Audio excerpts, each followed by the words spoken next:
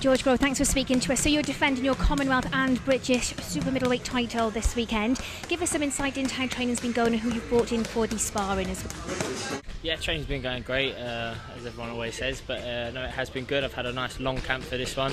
Had some great sparring. Sparring kicked off with Nathan Cleverly. That was well over a month ago now, so I've had a lot of sparring. Did a lot of sparring with Chris Eubank Jr. as well, who's a really good prospect, just turned pro. We'll see his debut soon. He's a brilliant sparring partner for me because he comes in and wants to fight every time he shows up, so it's been great. How difficult a challenge do you think this weekend fighting against Paul Smith is going to be for you? Yeah, it's going to be a challenge. I mean, don't for 1 second believe that I'll beat any problems and have any trouble beating Paul Smith, but I want to do it and do it in style and do it properly. So that's where the pressure comes in. He's a good fighter, he's an experienced fighter, but he doesn't have the capability of beating me. He doesn't have the tools or the skill sets to deal with what I've got. So I asked for this fight 18 months ago when my skill and talent would have beat him alone, but now I've got a lot more experience, a lot more maturity, and rounds under my belt, so I don't think he stands a chance.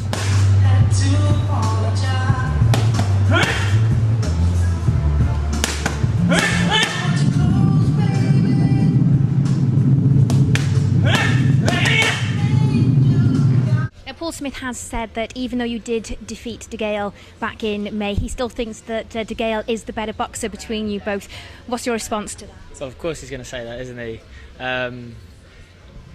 If that's the case, then he's in for a world of trouble, isn't he? Because he's got to deal with me, and I dealt with De Gale, and he couldn't do nothing against De Gale. It was quite startling to watch how he fell apart and had no answer to anything De Gale. And I got a lot more adaptability. I showed how one-dimensional James De Gale is.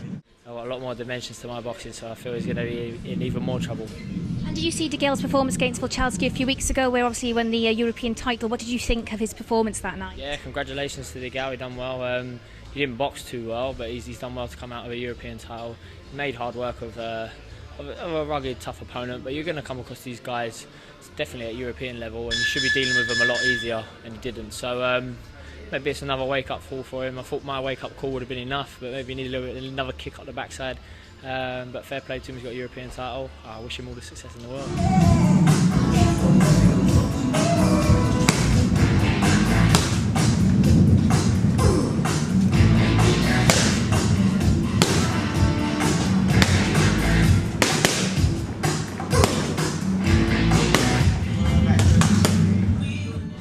So you said you want to progress, you want to move forward. So is that your way of saying that you are putting aside the rematch with De Gale for the moment? That's not on your priority? Definitely the fight with De Gale is not on my immediate radar. I want to improve as a fighter and become more adapted, and that means fighting a variety of different fighters. James De Gale there's not many awkward southpaws out there, and he's one of them. I've already beat him. I've already learned how to deal with that sort of opponent. No doubt we'll cross our paths again, but for me it's about getting in the gym, improving different things, volume and more strings to my bow, things like all those cliche things. And Paul Smith's going to make me get in the gym and learn a few new tricks, and you'll see him Saturday night.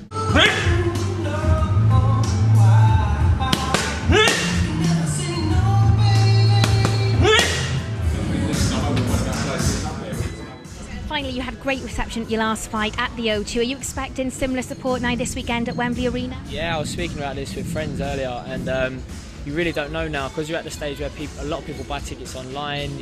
You're literally not handing out tickets physically, so although you've dished out 500 tickets personally, you could have 5,000 show up for you, and that's pretty much what happened at the O2. There was thousands of people there, and you half expect it, but you don't anticipate it, and when it happens, it's amazing.